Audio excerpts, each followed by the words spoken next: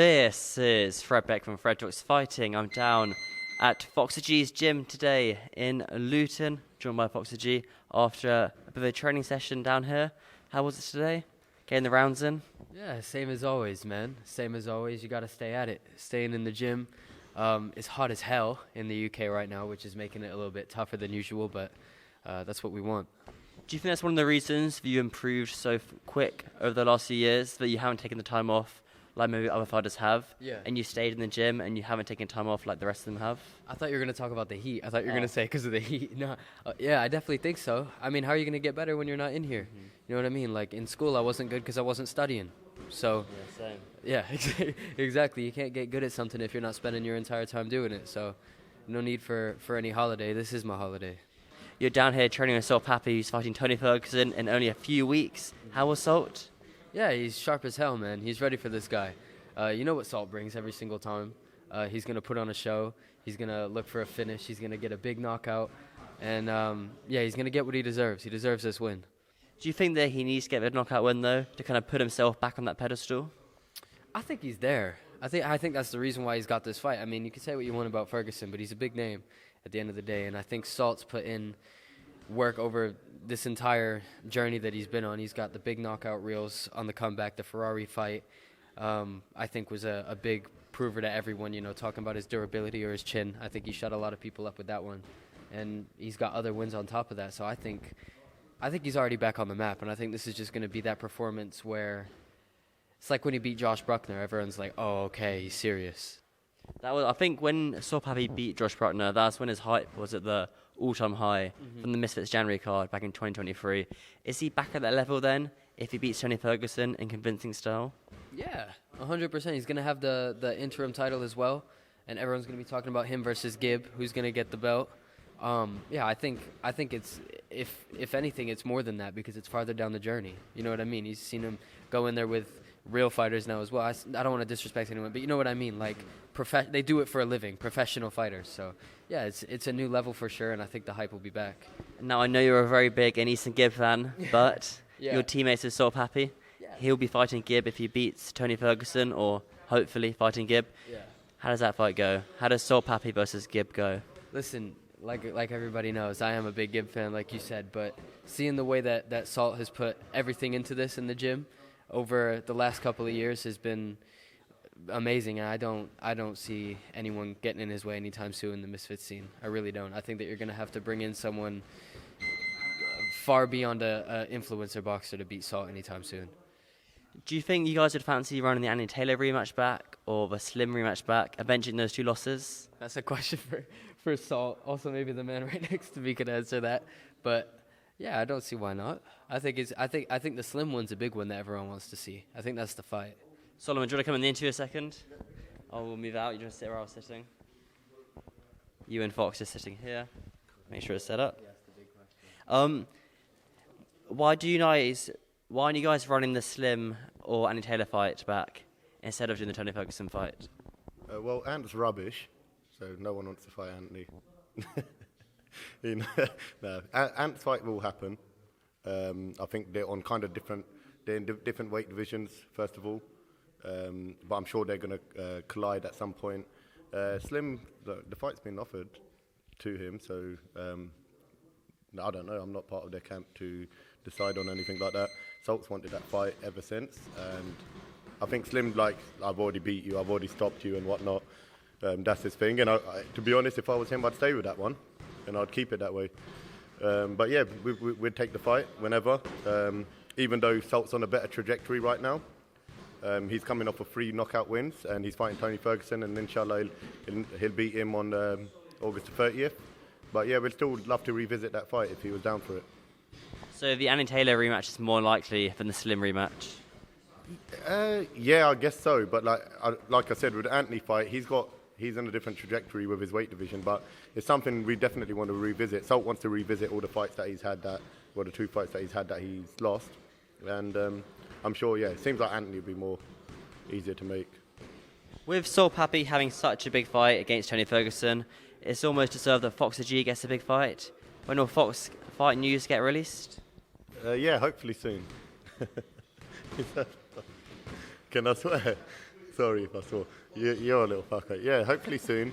But you know, Fox, he always takes the challenges, just like Salt, just like the people in the gym. It's the misfits, isn't it? So, like, it's, you know, you got to take the fights, man. Take the fights that the fans want. And Fox is capable of beating anyone in the division. I've told people that. He proved it against Waleed, I think Waleed was well improved that night. And everyone that has anything bad to say about him doesn't know what boxing's about. He was very smart, defensively aware compared to his previous fights. And he's a really hard person for anyone to beat.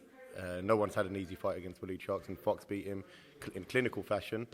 It can beat anyone in the division. So, like I said before, they're all on notice. Whoever we get offered, we're going to take. Fox, have you got a visible name or kind of boxer in mind you want to fight next? Have you got something that you kind of train towards? When you punch a bag, you're thinking of this person? Yeah, I do. I can't say who it is, because, I mean, if they've got a pair of knockers on them, it's going to happen. But I've been thinking about the same person for a very long time. It's more than just the bag. Whenever I shadow box, I visualize someone, and I've been visualizing them for a while, studying them for a while. So I'm ready for it, and if they're ready for it, then we could really run it. That's what they would say. Very, very well spoken here. Darren Till versus Luke Rockhold is the main event. Salt Papi obviously being the co-main. How does that one play out? Darren Till, I think I'm a big Darren Till fan, actually. Like, as of late, seeing the press conference and the way he's come onto the scene. Yeah, I like Darren Till in that fight. Rockhold, I mean, I think he's game, obviously. But I just think Till's, I've always said, I think his boxing compared to other UFC fighters is, it's improved a lot more than most of the other guys that have done it. So I think you're going to continue to see him win. And August 30th, I expect much of the same. Prediction for the main event, Solomon? Yeah, from what I've seen, it'll be Darren Till. But like Luke Rockhold seems like a smart guy, and if he's anything like if he backs up the words that he's saying, then I'm guessing he's going to be really improved in boxing. So it'll be a good fight. But I don't know. You'll be able to elaborate on this. Is this like more suited to Till at that weight category? I think it's more suited to Rockhold. Till likes a heavier weight. Yeah, is this not what is this one? Bridgerweight. This is quite heavy, bro. A little bit lower, isn't it? What? I think it's 175 or 180. I think a little bit lower. Or no, or 180. I can't quite remember. I might be getting it wrong. Yeah, I just think the heavier weights, like I thought it was at a heavier weight. I think that suits Till. But if it's at a lighter weight, then that's respect to both of them for Till to take their fight at that weight. I think it's going to be a good fight though, because I think this guy Luke Rockhold, he's training really hard, and he's studying boxing, and he said that he really wants to put it right. I'll go with a favourite, which is Darren Till, but I hope to see more of a challenge. But yeah, Till's improved his boxing up in Liverpool a lot, and you could see that when he fought Anthony, with how relaxed he was, you know. Sticking on the MMA side of things, Foxer G, Conor McGregor has been removed. I don't know if it's removed or kicked from the UFC roster. The UFC testing pool, the news broke a few minutes ago. Is that one step closer to KSI versus Conor McGregor now, Fox? Actually, that's kind of a good point. I'm not going to lie. I mean, McGregor's been training a lot more recently. I thought he was going to come back until, obviously, we saw that a second ago to the UFC. Wait, he's been removed from the testing pool again? Well, he's out of the UFC roster now, yeah. That's what. But he was only in it like a week ago, right? He just got put back in, now he's out again. All the time, though. No, he always does that. I don't know if it's been ever this quick before. Really? Yeah, Well, then maybe that it was a makes straight sense. fail. I think, to be honest, I think McGregor's a great fighter, legend of the game. I think his boxing ability is excellent, and people need to respect that. Like, he showed it against McGregor. He was doing quite well early on. Against McGregor, against Mayweather, he done really well early on. You were there? I was there, and he's a good counterpuncher, man. And yeah, I think that makes you coming out with that. You're a smart kid. I think that is more likely to happen than the UFC fight because he's not in the UFC anymore. He's thinking about the views. I think KSI McGregor would be good. It would be the biggest. Yeah, let's be honest. Like logically, right? When Mayweather's fought people in the crossover world, it hasn't really been like anything that you're like, this guy's really gonna come to beat him. I know that Logan Paul one was more of a circus one, I'd say. You know, because of the weight difference, it was never gonna be like. Whereas McGregor is on the slide, right? Because he hasn't been fighting for a while, and KSI is like hungry. Question for you, Fox. Is KSI versus McGregor a closer fight than Jake Paul versus McGregor? Oh shit, that's actually a good one.